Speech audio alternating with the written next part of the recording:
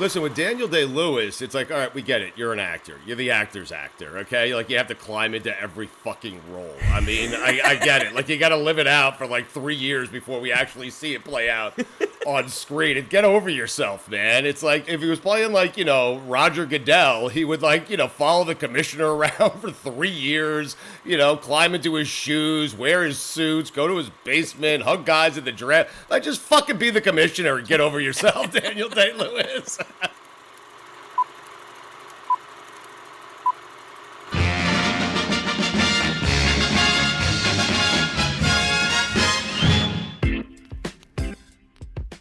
Audiences will come away feeling that they've really been somewhere, that they are moved by the people they met and expanded by the experience. You can't ask more from a movie. That's Mick LaSalle of San Francisco Chronicle. He's talking about Stillwater, our feature review this week. Next week, by the way, I've got reviews of Pig, Nicolas Cage's new movie, Old M. Night Shyamalan, as well as the first 3 episodes of The Righteous Gemstones first season. But because today is my birthday, we have Birthday Buddies edition. Stu Gotts, that's right. John Wiener's going to join us. I can't believe the fact me and Stu share a birthday, Cody, and his brother has the same birthday. We're going to ask him his favorite movies all time. Let's just tell you, spoiler alert, Tango and Cash figures prominently in the discussion. And also, Mark Harris, who is one of the best film writers alive. He's got a new book out about Mike Nichols called A Life. He also wrote about Pictures at a Revolution. And that interview, we talk about Al Pacino, Robert De Niro, Dustin Hoffman, The Graduate, Gary Shandling, The Sopranos, Philip Seymour Hoffman, Dr. Dolittle, not the Eddie Murphy version. And there's lots of salacious details. Even you, Chris Cody, are going to be transfixed by that interview, right? I can't get over it's your birthday, man. This is exciting. Thursday, right? The 29th is your birthday? And because, in this podcast world, it's confusing when you say today because people could be listening after. That's a good point. Thank you. Yes, but I'm wondering, what do you do to celebrate your birthday? You got kids, we're kind of living in a kind of a pandemic world. Like, what will you do to celebrate? Well, it's interesting. I love tennis, as you know, so I coaxed my wife to go play tennis. She doesn't like playing that much, but we just hit it around. I just love running around, feel the court. My mom is visiting, so she can look after the kids, so my wife and I will go out there and play. I got my nephews and nieces visiting as well, so it's a nice big family event. I don't know. We'll probably hit some. I mean, as you know, with a child, everything is kids related. So even though it's my birthday, we're still going to Chuck E. Cheese. Right, we're going to Chuck E. Cheese. We're still going to a jump house. I thought this was my birthday. When do I get to celebrate my thing? But I generally later at night. Listen, as long as there's ice cream, cake, Cody, I'm thrilled. And to be honest, once you get over 40, does it really matter? Like nobody really cares, right? So it doesn't. How old are you, by the way? 33. 33. You're a young man. When's your birthday? May 20th. All right, I'm writing this down. I'm good with birthdays. He's actually writing it down. Look at that. May 20th. I can't wait for your review of Raging Bull. You just went with your wife and daughter to SeaWorld, which is an adventure unto itself in Orlando. But I love the fact you made time for Raging Bull. I was hoping you sent me a text of the title, and I said, great. And I go, I want running commentary. You only sent 2 more texts. I was disappointed. The other 2 texts were, wow, 15. How old is this chick De Niro's dating? I'm like, yep, Vicky's 15, Catherine Moretti. And then you asked, how old is De Niro's character? I'm like, I think he's 22, 23. And then that was it. That was the only questions you wanted from me. I just wanted to save the gold for now. I mean, for when I do my review. I'm kidding. I don't know, man. I was thrown off by because she clearly, how old was that actress? She was playing a 15-year-old, but she had to be. Kathy Moriarty was 19 at the time. Really? Yeah. Holy crap. All right, I'm just way off on that. Anyways, I like the movie. That's all I'm going to say for now. I have more thoughts. Let's get to it later. All right, let me be clear. Tom McCarthy's Stillwater, the best American film I've seen this year, and while there's still 5 months left in the movie calendar, I've no doubt it's going to be one of my top 10 pictures of the year. So far, there has not been much competition aside from Lin-Manuel Miranda's controversy marred In the Heights. If you want that review, me and David Sampson did that. But Stillwater has all the marks of McCarthy's best films. Now, Tom McCarthy is an actor. He was notably on The Wire Season 5, that whole journalism subplot. But he found Oscar gold with his incisive journalism ensemble film Spotlight. He's also made 2 other spectacular character-driven films.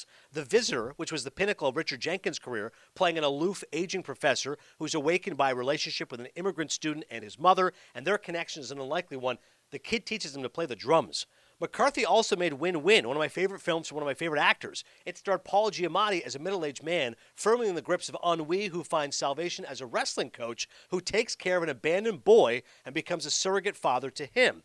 The cast also had the always reliable Bobby Cannavale and Jeffrey Tambor, and that's one of the hallmarks of McCarthy's work, bringing out the best in the supporting cast, whether they're known or not. I mention that because those themes, surrogate father, immigration, they come into play with this film, which is called Stillwater. Now, Matt Damon plays a character you've never seen him do before, and I'm confident in saying this.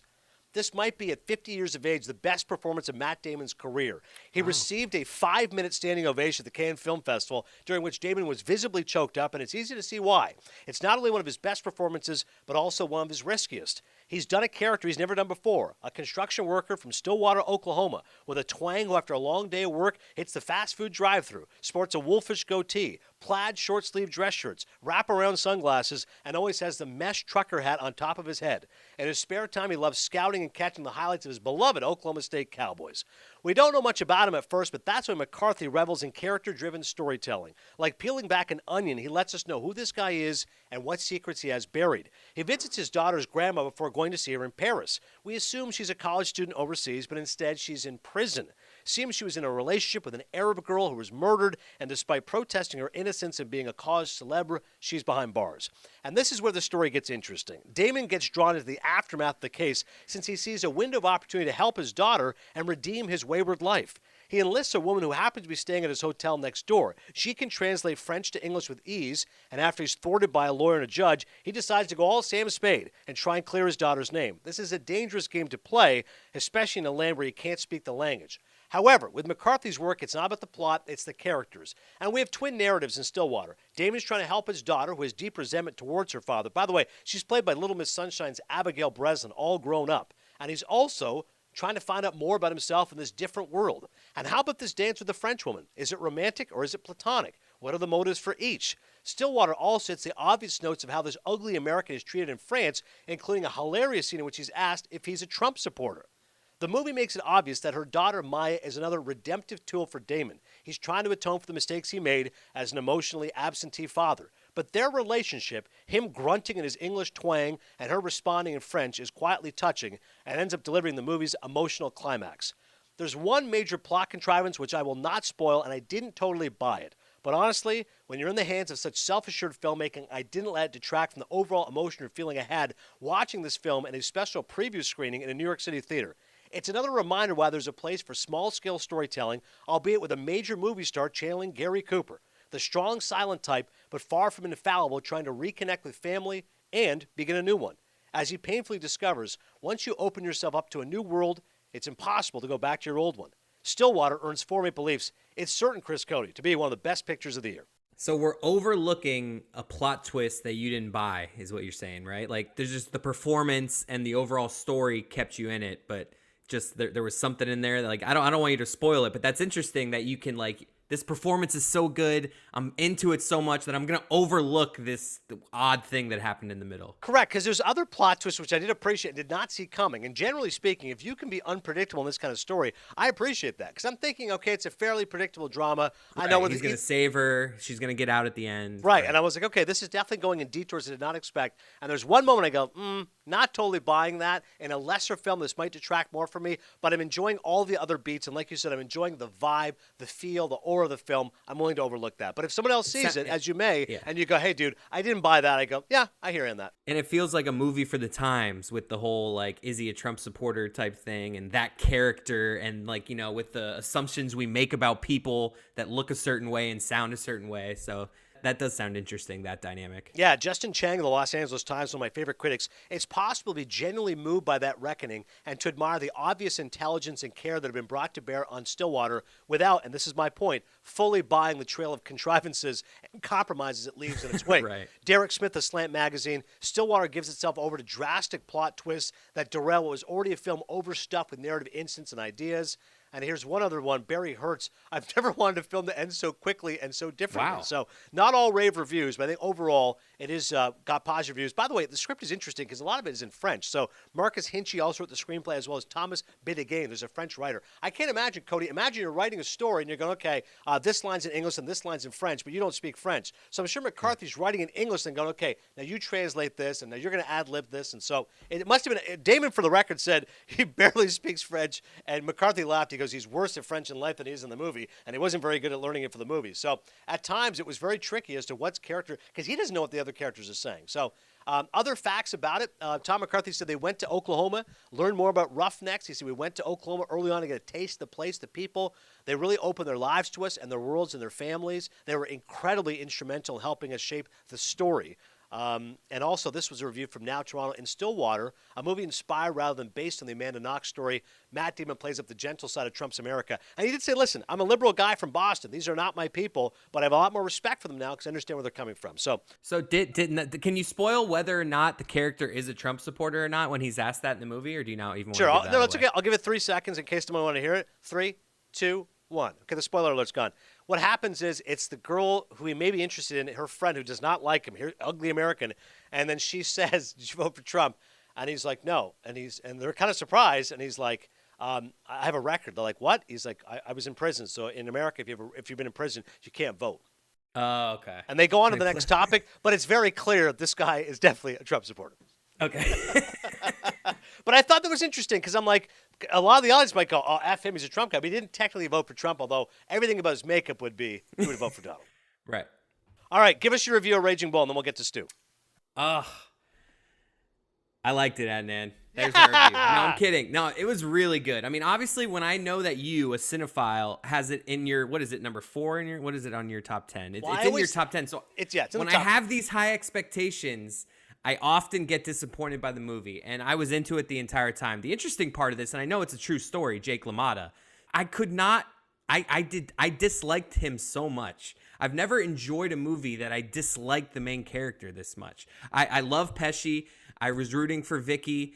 Like, everyone I was rooting for, but, like, I just wanted Jake to lose. He was so, like, obviously, the way we treated women in the 40s, like, that part was a little jarring.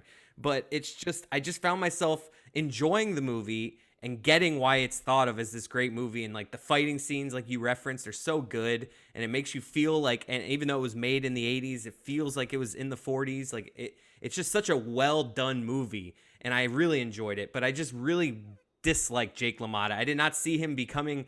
Because I didn't know the story, so I'm watching this and learning. Like, he becomes like this stand-up act where this bar at the end of the movie. Like, I did not see that coming from this character.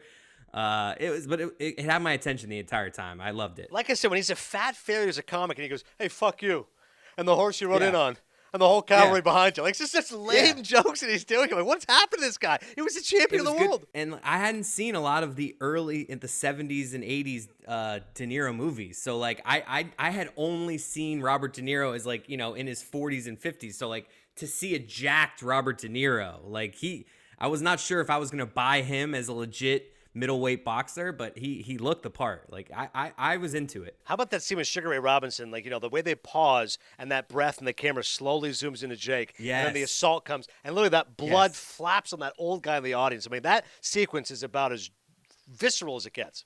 Oh, we're 1 for 1 on me watching classic movies and coming back to you and actually being like, you know what? You're right. Good movie. I love it. All right. Cinephile Pod, Adnan Esfer, tweet us. Let us know what's the next great film that Chris Cody should watch. Yes. We are 1 for 1 on Raging Bull. Let's get to our special guest.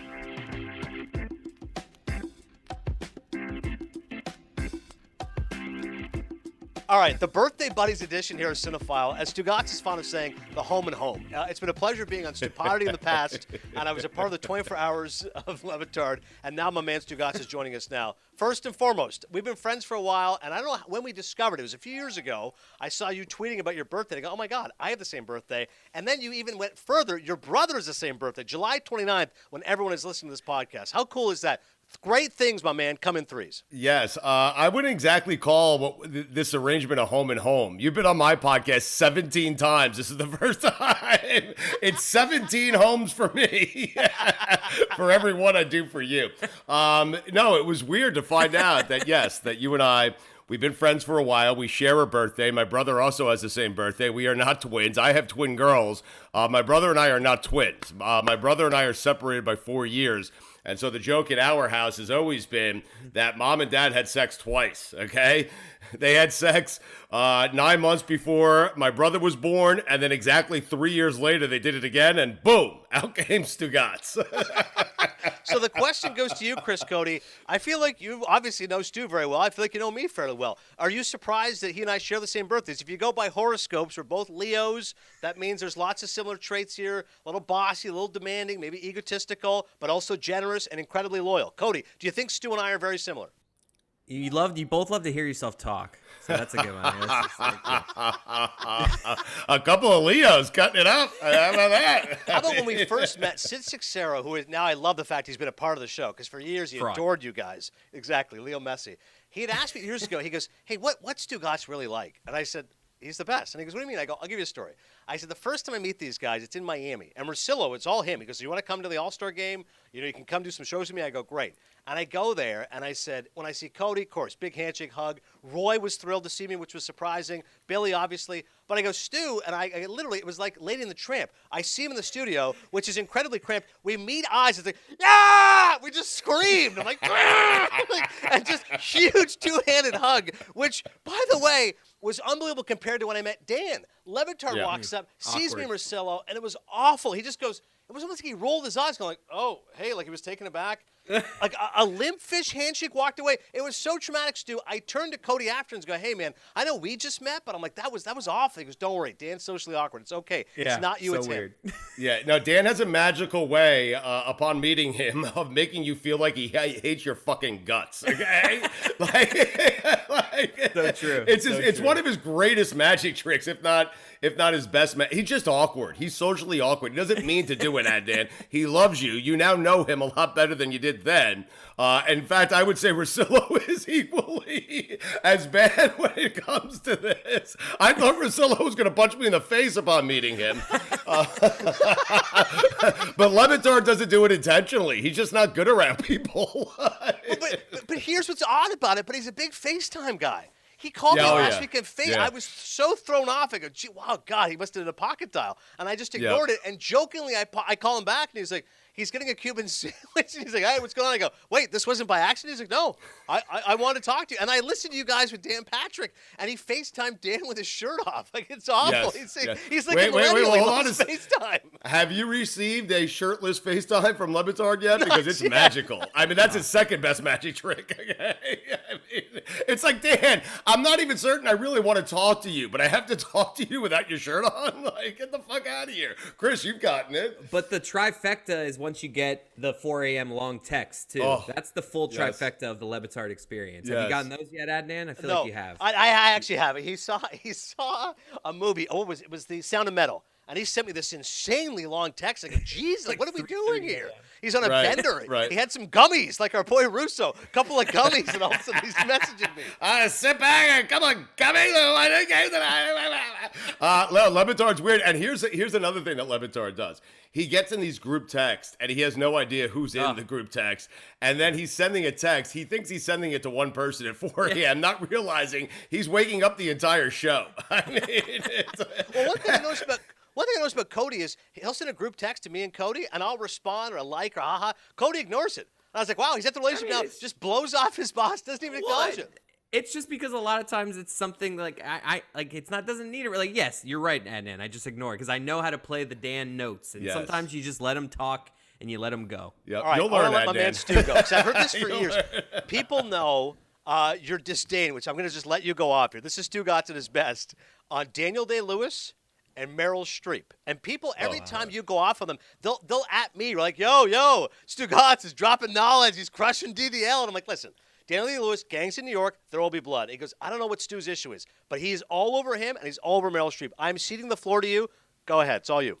Listen, with Daniel Day-Lewis, it's like, all right, we get it. You're an actor. You're the actor's actor, okay? Like, you have to climb into every fucking role. I mean, I get it. Like, you got to live it out for like 3 years before we actually see it play out on screen. And get over yourself, man. It's like, give it a month's preparation. Get out there on the big screen and let it fly. I mean, Where's he been, by the way? No, he's retired. Okay, I was gonna say. If he was playing like, Roger Goodell, he would follow the commissioner around for 3 years, climb into his shoes, wear his suits, go to his basement, hug guys at the draft. Like, just fucking be the commissioner and get over yourself, Daniel Day-Lewis. And then Meryl Streep has to be the most overrated actor in the history of acting. I mean, seriously, what has she won? I mean, she's batting like 119 in terms of like Oscar awards. That wouldn't be good enough. I mean, she'd be sent down to the minors if she was a baseball player. You're saying she's Louis Brinson. You're saying she's Louis Brinson right now. Well, Chris, what would be the proper analogy? Because she gets nominated a lot, right? She has three. She has three Oscars. 21 she had nominations. three, but 21, 3 for 21. I mean, Adnan, listen, I you had work to for look MLB. that up. Adnan, did you just know that off the top of your head? I know these things, okay? Katharine Hepburn, by the way, Katharine Hepburn, 4 Oscars, 12 nominations. And to Stu's point, Right. she's batting .333. Meryl Streep at 142. Stu, adaptation? You don't love adaptation, Meryl Streep? I didn't even see Adaptation. What is Adaptation? I wouldn't expect you to watch like Sophie's Choice or Silkwood or. Yeah. I'm trying to think what's the best movie I've seen with Meryl Streep. The River Wild, Mamma Mia. I mean, No, you haven't hit one yet. I mean, did anything blow up in those? I mean, no, I can't see liking the Queen, so we won't even touch Margaret Thatcher. But that brings us to one of your favorite movies, Tango and Cash. Yes. And all I can tell you about Tango and Cash, this is all that's seared in my memory, is the trailer, which Stallone and Kurt Russell, one of them says to the other guy, how come yours is bigger than mine? And the answer is genetics. That's writing. I mean, that's how you do it. I mean, Meryl Streep, they are not. But what is it about Tango and Cash that is special allure to you? Is it just, hey, nostalgia, big action movie? Me and my brother used to watch it on Long Island back in the day. It starts with Stallone, right, and being back in the '80s, and then it's like for me, it's the perfect action movie because it's big, it's dumb, the writing's not terribly good. You know, my mind can kind of wander away for a couple of minutes and then wander back into the movie, and I didn't miss a fucking thing. Okay, and so I love that. And then like classic '80s stuff, like it has all for me. It has all the essentials. It has a villain. Jack Palance, who I believe that's the best role Jack Palance has ever played. Some people would say City Slickers. I was about to say, he won an Oscar for City Slickers, but to your point, he's in City Slickers like 12 minutes. He barely shows up as Curly. This is the secret of life. What? Your finger? No, it's one thing. He's better in Tango and Cash. Yeah, he steals the movie. He really does. He steals the movie. But then you have like these two rivals who, through a confluence of events, turns into a buddy cop movie in Tango and Cash. And what I love most about it is Stallone's character. I believe Stallone is Ray Tango. Okay, like Stallone. So you have Stallone, who's a cop, right? But he's a cop. He's on the good side. He's classy, right? He works. And then you have Kurt Russell, who is wearing tank tops and stuff, and he's on the bad side of town, right? He's the bad cop and the renegade cop. But what I love the most about the movie is Stallone is dressed like he could be your wealth manager. I mean, he's making $42,000 a year as a fucking cop, and he's dressed like he's making $42 million a year, taking your money and investing it. It's just, and then you have Kurt Russell, dating the scene. It's so poorly written, but the scene where Stallone walks in on Kurt Russell getting a massage from his sister. And you think they're having sex. And the only one who doesn't know is Stallone. I don't know. It's just big. It's dumb. Things blow up. It's funny. You have rivals that turn into buddies. And then you have this Jack Palance character. And so for me, it's just a classic 80s action movie where Stallone's in it. A lot of things blow up. I don't have to think a lot. It's easy to follow, and I just loved it. For me, it's a top 5 movie, easily. Cody, have you seen Tango and Cash at all? Or at the very least, has Stu sold you on it after that review? I mean, I've heard Stu talk about Tango and Cash for years. I've never seen it. I'm wondering though, Adnan, because you dismiss all these action movies like Tango and Cash. Do you like any of these? The ones that the Lebitard show is obsessed with. Like, which of those can you tolerate? Well, I know you guys, like you said, you've gone deep down the rabbit hole of like Commando and such. But I'm a huge fan of Face Off, which I'm sure Mike Ryan has talked about Face Off. Definitely Stu likes Face Off. Face Off is fabulous. Much in the ways that Stu's talking about, it has to be so outlandish and so ridiculous that I love it. Like, I mean, literally, I'm just going to take his face off. Yes. There is violence taking place on boats, on trains. There's doves. There's slow motion. You got Nick Cage over the top. John Travolta doing this with run the hands down the face. I mean, it's so cheesy. It's good. Face Off's one of my all-time favorites. Yeah, it's a great movie. But what's a smart action movie? What's that Adnan would approve and say, okay, that's a smart, really good action movie. It's like for me, they all have to be big and dumb. Like Mike and I love Point Break. We love Speed. But what's a smart action movie? I'll tell you one that's a critically acclaimed action movie that like critics swoon over is Mad Max Fury Road, which doesn't have much movie. But it's an incredible movie. Like if anybody says to me, hey, what's an action movie for smart people? I go, you should watch Mad Max Fury Road. I saw that movie. I saw that movie in the theater. maybe I had too many gummies, but it was just so intense, and I was just like, what is happening in this movie? I feel like I missed stuff because everyone was just, it was just an intense scene where we were on like a car the whole time being chased. I felt like there was no scenes outside of those chase scenes. It was the gummies. I think it was definitely the gummies because it's one elaborate chase sequence. But I mean, the intensity. Stu knows this. The best action movies, you go, how the hell did they do that? Or that doesn't look fake. That looks real. If you can do that in an action movie, then the people. And Mad Max, you go, this is all real. These guys, they can't fake that. This guy's flying through the air, jumping on a motorbike. This is insane. As opposed to Tango and Cash, where it's all bullshit and fake. Like there's no way any of that would happen. Like he opens up a tanker, I think with his car key, Stallone does, and pours like kilos of cocaine. That's the first scene in Tango and Cash. Like who's opening up a gas tanker with a can opener? Stallone is. That's who's doing it.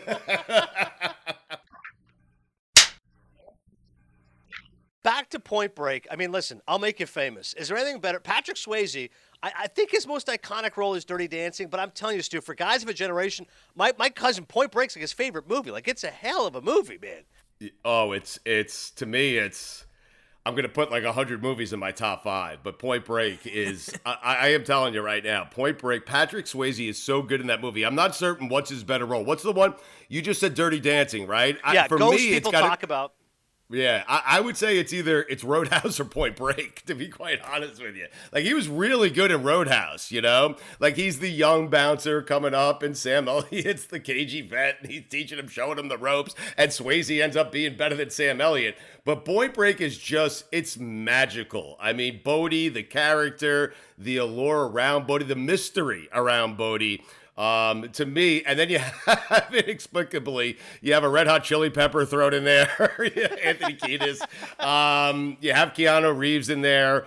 Gary Busey is fantastic. It really, Adnan, I know you love the names that I'm spitting out right now. Like that movie, is under. I'd watch Gary Busey and go, "Is this guy Nick Nolte? Like, what's going on here?" They couldn't get Nick Nolte. Well, get Gary Busey. He's a little crazier, similar overbite. He's definitely intense. Amazing. I love when they're copped out. They're waiting for the ex-presidents, right? And like, and Utah is hungry, and Nolte and Busey is hungry, and he tells them right down the street because he's been on the beat for 1,000 years, Busey, so he knows every cheesesteak stop wherever the hell they are, and he sends Utah out to get him a cheesesteak. Utah. 2. He wants 2 cheesesteaks, okay? I got Mike Ryan a shirt that simply reads, Utah, 2. And I've never seen Mike Ryan happier in my entire life. It's the best gift I've ever gotten him. I love, see, it's different than Tango and Cash. Tango and Cash is just straight dumb. Point Break will make you think a little bit. There's a love story involved. There's all this great stuff in there. So I know you're going to roll. We have one more in the top 5. So Tango and Cash, Point Break, Speed, Roadhouse. What else is in the top 5 or just on the cusp? Rocky 2, Rocky 3, Rocky 4, First Blood. There'll be more blood. Rambo 2, Cobra. I mean, is that too many in my top 5? I don't know. I'm going to do a real... Go ahead. No, Rocky 4, amazing, just for the shot of them, like slow motion on the beach. Like one of the great homoerotic scenes ever. No, there's no question. Can we just rank the Rockies real quick? Because I think a lot of people say, right, they'll say Rocky, the original, is the best one. And for me, it actually goes in reverse order. Rocky 4, to me, with Drago, now I got to think about it. No. Thinking Listen, about Clubber Rocky, Lang. the original Rocky's the best, but number 2 is Rocky 4. Because the entertainment value is off the charts. See, I would say 3 with Clubber Lang. That's the best Rocky of all time. Wow. Then Rocky 4 with Drago is the second best. Rocky 2 would be third, and Rocky would be fourth, and then Creed would be fifth. Creed was really good. Wow. I know I'm doing it. Chris, there's not a lot of boxing in the original Rocky. You have to understand that. With 3, you get 2 fights. Okay.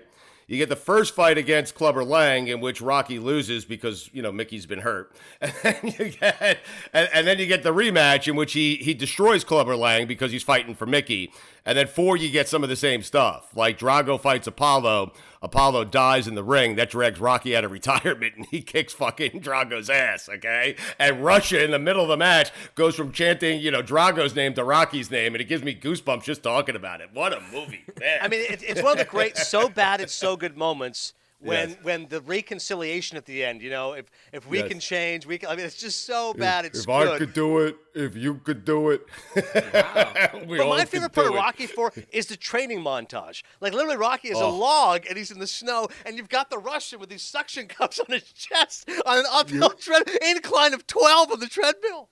If you ranked them that way, just by the training scenes, 4 would be 1, right? Because Chris, he goes to fucking Siberia, right? He does not want to be bothered because this is the match of a lifetime. He has to avenge the death of Apollo and not let down an entire country, and then try to get in a Cold War, try to get the other country, okay, to fall in love with him. I mean, and he did it, all of it. He did all of it. It was amazing.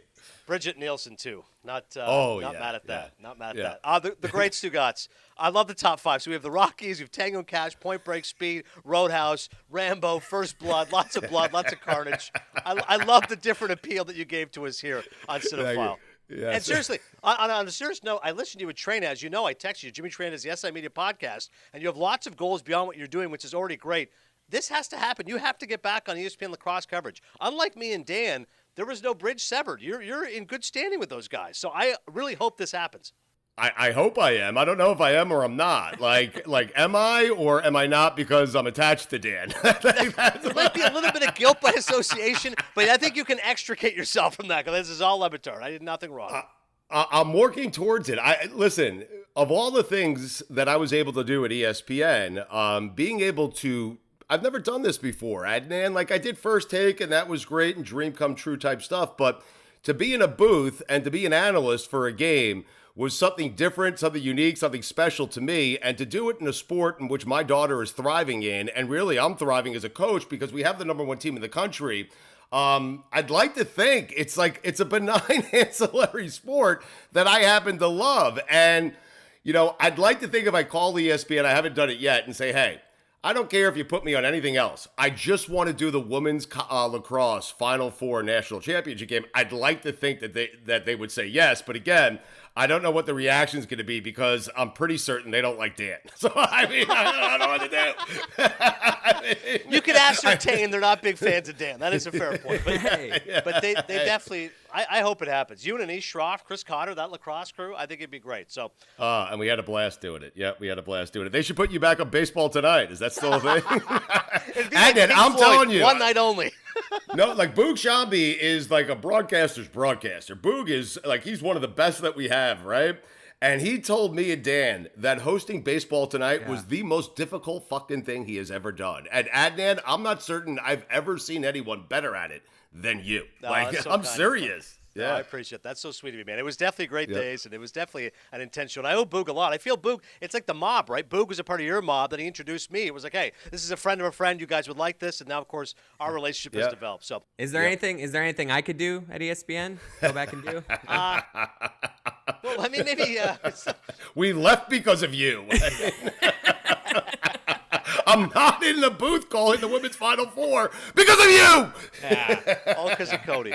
I love you. Happy birthday, Stu. Happy birthday to you and your brother, July 29th. A happy birthday. Stanza gave us the quiz last year on Stupidity. By the way, always check out Stupidity with Stu Gotts. Great listen. Mike A. is now taking over the chair from Dan Stanzik. He gave us the birthday quiz last year. July 29th, Ken Burns, Geddy Lee. Good day for birthdays. Yes.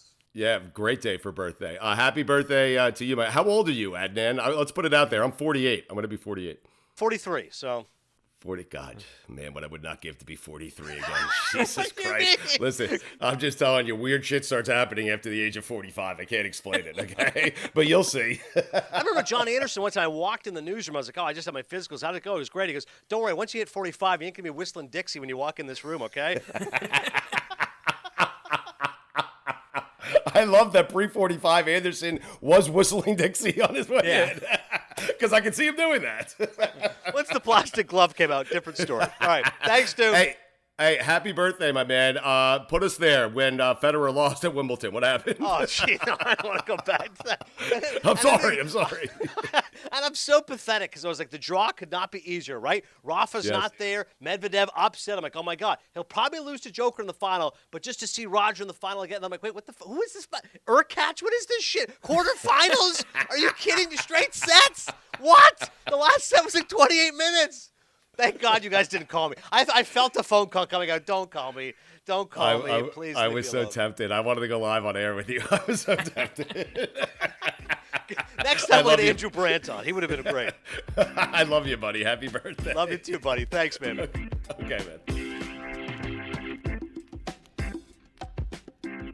It is an absolute pleasure to talk to one of the best cinema writers in the world. Mark Harris is his name. Used to love his work at Entertainment Weekly. He's the author of Pictures at a Revolution. 5 came back. And his new book on Mike Nichols, which Random House was grateful enough to send me, which I've been pounding through. It has been a great, great read. Mark, thank you so much for the time.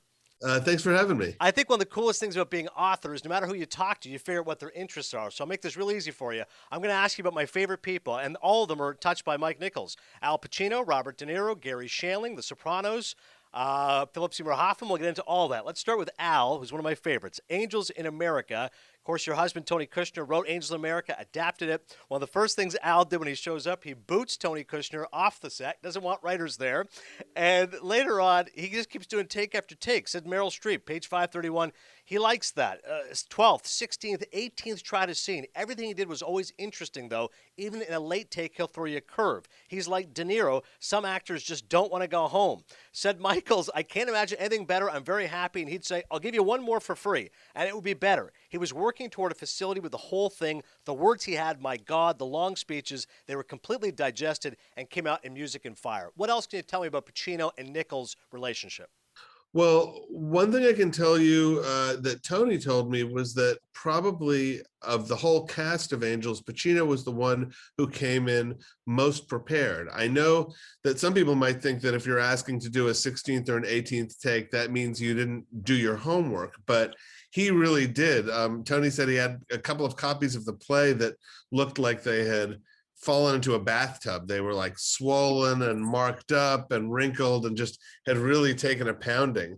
So, Mike Nichols was always really in sympathy with actors, and not in sympathy with just one type of actor. He liked actors who flew by the seat of their pants. He liked actors who really prepared. So Pacino was someone he had been chasing for literally decades, going back to Catch-22. He really wanted to look at Pacino for Catch-22 in 1970. So more than 30 years later, when Angels comes around, I think he was just thrilled to work with him and thrilled to see how he worked. Great anecdote. Ben Shankman, who is on the set and adores Pacino, and says to Mike, hey, can I just watch Al act? He goes, sure. And afterwards, he goes, what'd you learn? Shankman says, keep it simple. And Mike said, no, that's not the right answer. The right answer is see how hard it is. Even for your master, even for your idol. See how many times he has to try it. You've just watched 10 takes. I know you can see it was great here, but not there. And then great again, but not great right at the important moment. That's what film acting is. We're not trying to draw the perfect line.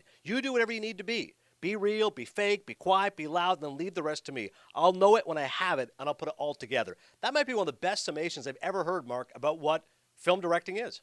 Yeah, and I think it was something that Nichols took his whole career to sort of get to. If you go back 35 years before Angels in America to The Graduate, that wasn't really what he was saying to Dustin Hoffman. What he was saying to Dustin Hoffman was, this is the only day you're ever going to do this scene, and it's going to last forever. So this is your one chance to get the scene right, which is true, but also kind of a terrifying thing. By the time Angels in America comes around, Mike has so deeply come to understand all of the aspects of filmmaking, including editing and post-production and how to cut something together, that he realizes that nobody has to be perfect in one straight run from beginning to end, that it's a director's job to find the perfect moments and put them together.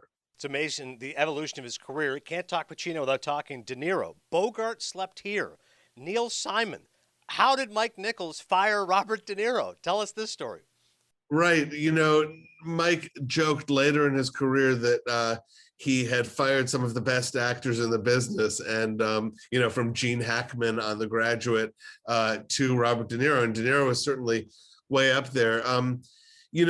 This movie that Mike fired him from, called Bogart Slept Here, a Neil Simon movie, eventually shut down completely. Mike couldn't find a replacement for him, and it triggered what turned out to be a 7 or 8 year period during which Nichols didn't direct any movies at all. And it was a strange circumstance. It was a very light 70s style Neil Simon comedy, but De Niro, who was like a really hot young actor at the time, had just come off Taxi Driver, literally 3 days earlier. And now we look at De Niro in the fullness of his career, and we see things like Analyze This, and there's not really a huge question about whether he can be funny or not, but nobody knew, including really him, whether he had any comedy skills in the mid 1970s. This movie was being shot around 1975,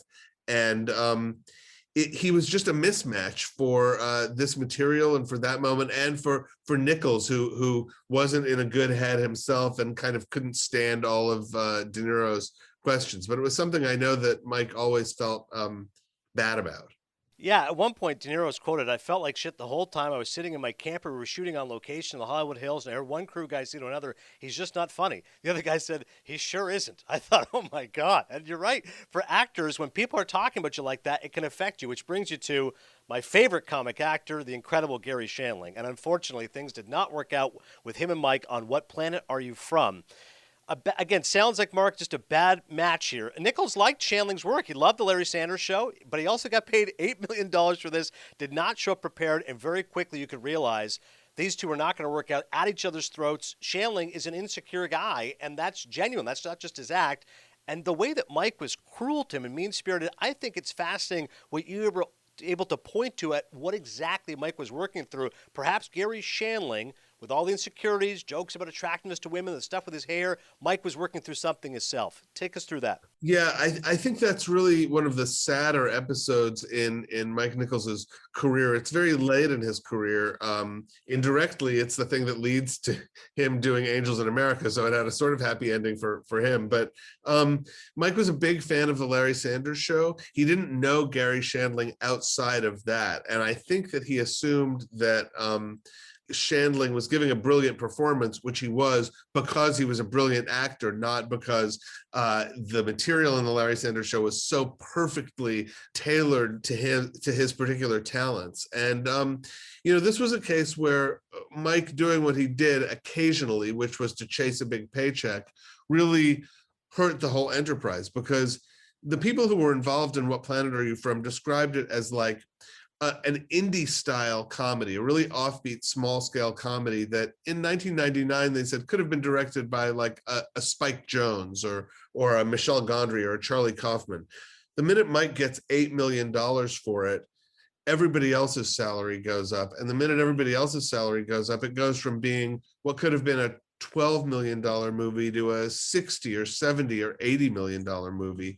And the kind of light, offhand delicacy of its comedy turns into something big and overblown and heavy. And then beyond that, there was this really challenging relationship between Mike and Gary Shandling, where Mike felt really almost from the first takes on the first day that Shandling couldn't act and wasn't prepared and didn't know his own script well, and just really the animosity between them became very personal and very discomforting, and it sent Mike back into therapy to figure out why he had been so hard on Shandling, and it really did turn out that he saw in Shandling a reflection of all of his own insecurities and just did not handle it well. I love Annette Bening's honesty when she said, "I'm sad to say Mike just treated Gary terribly in a way that I'd never seen. He was humiliated, and it was more upsetting because Mike was a hero to us. We all knew how much he loved actors, and like you said, the movie,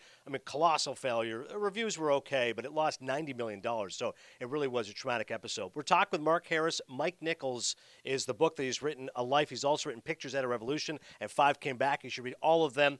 The Sopranos is my favorite TV show all time. Mike Nichols could have been in The Sopranos, and he he said no because he was the wrong Jew? What happened? Okay, but in fairness to Mike was brought in by David Chase to do one episode. And if you love The Sopranos, you know that it's like one of the great episodes of all time with one of the great Carmela moments of all time. It's when Edie Falco, who's been dithering about her marriage to Tony, goes to a therapist and says, "Oh, what should I do? I don't know what to do. I've brought evil into my home. He does terrible things." And she's looking for sympathy. And what she gets is this kind of heavy Old Testament guy basically saying to her, "You're complicit. Take your kids, what's left of them, and go. You kind of need to spend the rest of your life atoning. I won't take your money. You shouldn't take his money." She gets much, much more than she bargained for. And David Chase wanted Mike to play that part. And when Mike said, "You've got the wrong Jew," he meant something really specific, which was the guy they cast ended up being this like 86-year-old actor who looked and sounded like, he was 186 years old, like an old world rabbi. And Mike was this sort of sophisticated, cultured, polished, wry, droll German Jew. He wouldn't have had the right vibe for it. And it's a kind of great thing that Mike, who was always so brilliant at casting, knew when he himself had been miscast and kind of voluntarily walked away and became friends with David Chase as a result of that decision. Yeah, the actor is Sully Boyer, whose Old Testament severity gave the series one of its most memorable scenes, as you wrote. David Chase and I became friends to that self-firing. That should be the title of my biography, The Wrong Jew, which I did see you put in the acknowledgement. Sorry, Mike, I did not take your advice, but this is the title I'm going with. Philip Seymour Hoffman is one of my favorite actors ever. I was lucky enough to see Death of a Salesman.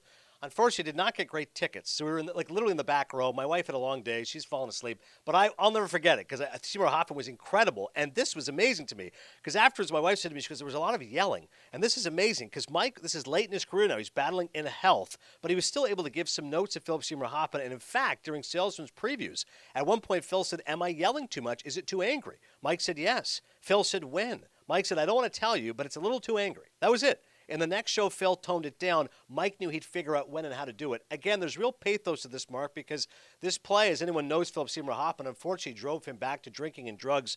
The pressure of it, the stress, the fact that Hoffman had done it, etc. But I did love the fact that he and Nichols reconvened. They'd done The Seagull together and also this. And even as The Line in Winter, Mike Nichols is able to win another Tony Award, his 7th, this time for Best Directing, was able to really bring out the best in Philip Seymour Hoffman, although it went to a tragic end. Tell us a little bit about their relationship. Yeah, I think there were certain actors throughout Mike's career that he fell in love with. And once he connected with them and discovered with them, he wanted to work with them for the rest of his life or theirs. Meryl Streep was one, that was a 30-plus year kind of professional love affair. And Philip Seymour Hoffman was another. They did The Seagull together on stage in Central Park. They did Charlie Wilson's War together. Hoffman was the last of, I think, 18 actors that Mike directed to an Academy Award nomination. They did Death of a Salesman together, and there's no question in my mind that if they had kept going, if they had stayed alive, they would have kept going. Mike would have wanted to work with Philip Seymour Hoffman for as long as he could have, because he was the kind of actor that Mike really loved. Questioning, thoughtful, intensely committed to the role. And in that circumstance, where Mike was over 80 when he directed Death of a Salesman, and not always in the best of health, I think there were times when Philip Seymour Hoffman wanted more direction than he was getting, but he was such a great actor and had such a clear bead on the role and on the play that he and Mike were almost able to develop a kind of unofficial directing partnership where Mike would keep a really close eye on the big themes of the play and the mood of the play, and Hoffman would keep an eye on the specific action scene by scene. But yes, it took a terrible toll on him, and I don't think anything about the process necessarily took a toll on him. It was just, wrestling with this white whale of a part, which is, if you're a certain kind of actor, it's one of those things like Hamlet in the American theater. Like, Willie Loman is a mountain that a certain kind of actor is always going to want to climb. Yeah, it's incredible, his performance, and it is tragic what happened as a result of it. From Philip Seymour Hoffman to Dustin Hoffman, the stories of The Graduate are incredible. Hoffman is in danger of being overcome by the feeling he was in over his head. He could also be tough, caustic, and dismissive. Go clean the inside of your nose, Nichols would tell Hoffman again and again before takes. Oh, I'm sick of that shirt off, he remarked to the crew as Hoffman started to undress for a scene. We got to have him dress once in a while. It's not like he's Bardot. When he didn't like Hoffman's approach, his wit hardened into ice.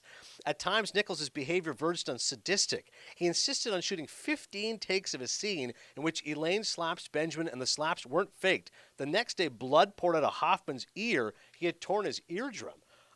This is stunning stuff to read, Mark. On the one hand, he's like gentle and supportive, and he's giving Dustin Hoffman the role of a lifetime. On the other hand, he's torturing the poor guy. I don't know how Dustin Hoffman got through it. Right. I mean, Dustin Hoffman said to me at one point toward the end of the shoot, I really felt that they did not care whether I lived or died. And it's this, it's this extraordinary combination because, yeah, I mean, there were moments and there were days on which Nichols treated Hoffman brutally, and yet it was this extraordinary act of faith. We think of Dustin Hoffman as a movie star. He was nobody when this movie was made. It was, Robert Redford wanted that part. It was a huge leap to go with an unknown who looked and sounded like Dustin Hoffman. And I don't think there was ever a point, even when their relationship got really rough on that movie, when Nichols didn't think Hoffman was a great actor. Like, his talent was never in doubt. I've got to go back and see some Mike Nichols movies. I want your personal opinion. Do I watch Carnal Knowledge or do I watch Heartburn? Here's what's selling me on Carnal Knowledge.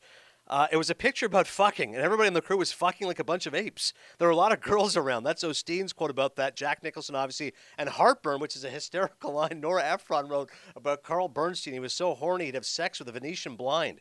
Which of those two movies would you recommend, Carnal Knowledge or Heartburn? Well, it's a pretty brutal double feature about marriage and about the relationships between men and women. I think Carnal Knowledge is like a brilliant movie that will leave you flattened and hopeless and incredibly impressed by Mike Nichols' technique. And Heartburn is an incredibly funny movie that will leave you kind of hopeful and impressed by Mike Nichols' incredible gifts of setting a tone and finding perfect movie performances. Heartburn is an easier watch. I love it personally. Carnal Knowledge, I think, is a great movie that is really, really, like, it's shocking now. It's 50 years old, but if that movie were made right now, like, Twitter would be like aflame with fights. It's that kind of movie. So I would say start with Carnal Knowledge. It's first. And if you survive, go to Heartburn. I want to see both. They both sound awesome. One more on Nichols, and I want to ask you about Dr. Dolittle, and we'll get you on your way. This is really interesting about Nichols. He screened movies obsessively. This is before he did Who's Afraid of Virginia Woolf. A Place in the Sun to convince himself Taylor could manage a difficult role. Truffaut's The 400 Blows to remind himself what a novice director could do. A Streetcar Named Desire for proof that a play could work on film. And most often, Fellini's 8.5. 4 times during pre-production, he returned to the portrait of a director as romantic anti-hero, both solitary and besieged, connecting to nothing but his own creative instincts. For a while, he believed it was the best movie ever made. That was resonant to me because 8.5 is one of my favorite movies of all time. But I just love the fact, like, this is early in his career, Mark, and he's got that kind of, I guess, worldly knowledge. He's urbane. He's sophisticated enough to say, A Place in the Sun, 400 Blows, Streetcar Named Desire, 8.5. Let me watch all these, and let me glean something from each before I make Who's Afraid of Virginia Woolf. That's pretty impressive. Yeah, I mean, I think Mike had an incredible and unusual combination of attributes, which is that on the one hand, he was incredibly intellectually curious. He would reach for 4 movies as different as that to do prep. And on another hand, he really knew when to go with his gut. Like, he didn't sort of map out a specific strategy to see those 4 movies. He lunged at the things he just felt viscerally that he cared about and trusted that his instincts were going to carry him to the right place. I think you need both of those qualities, great curiosity and trust in your own gut, if you're going to be a great director. He certainly was. Other stuff, I want everyone to read this book. It's called Mike Nichols, A Life by Mark Harris. Also, the fact Nichols wore a wig. Walter Matthau was not a good guy. George C. Scott was a raging alcoholic. There's stuff about family neglect. Diane Sawyer. He saw George Stevens' A Place in the Sun, I think, 150 times. There's tons of stuff in there. Make sure you read it. Now we get to Pictures in a Revolution and this stuff about Dr. Dolittle. Hang on. One other thing here about Who's Afraid of Virginia Woolf. In the script, a title sequence that included Burton's character George going for a walk and coming upon two dogs fucking. And it said in parentheses, "This must be beautifully shot." And Thea Silbert, who later became my costume designer, said, "I know how to just do that. Afghans and lots of fans." That's just an unbelievable line I had to pass along.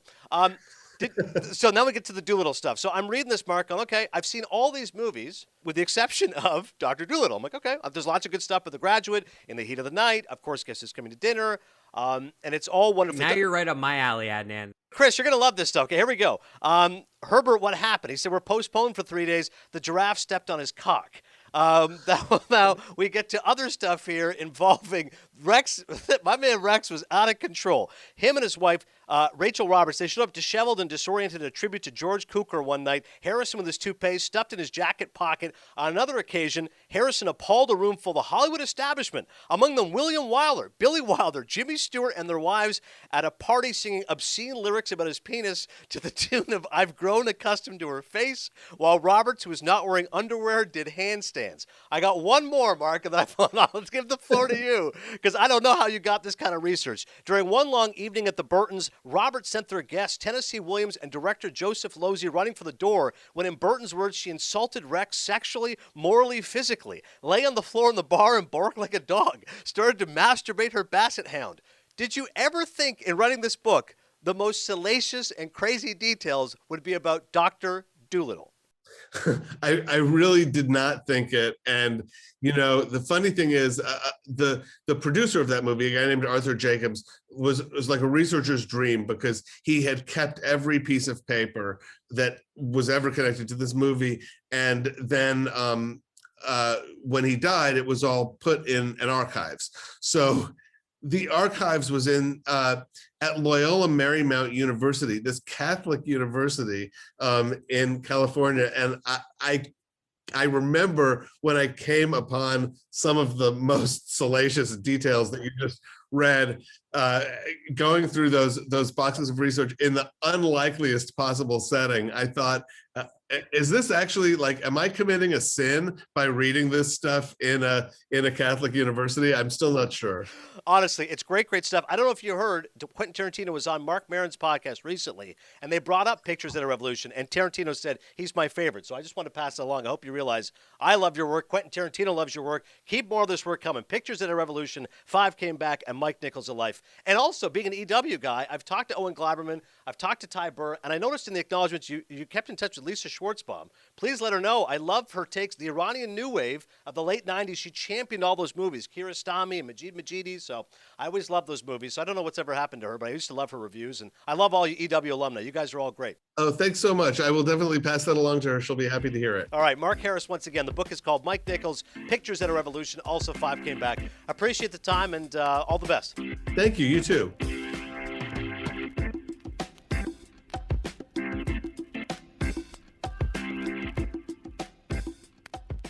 Not gonna lie, I thought we were talking about Eddie Murphy's Dr. Dolittle. Dude, same thing. Like, when I'm going through this book, and I'm like, okay, like Bonnie and Clyde, In the Heat of the Night, Dr. Dolittle. I'm like, wait, how is this involved with these things? But I chimed in, but the way you dismissed it, I thought it was like he went to Eddie Murphy's Dr. Dolittle. I'm an idiot. No, you're not an idiot, because if someone said to you right now, I read a book involving Dr. Dolittle, the first thing you think is Eddie Murphy. Not one of us would think there's a live action movie which was made back in 1967 in which a giraffe was involved and live animals and stuff. That was wild. All right, thanks so much. I'm glad that Chris Cody loved the Mark Harris interview. I hope you all did as well. Go read his books. Thanks so much to my man Stu Gotts. We'll be back next week. Reviews of Pig, Nicolas Cage's new movie, Old, M. Night Shyamalan's new movie, as well as The Righteous Gemstones. Until then, I'll see you at the movies.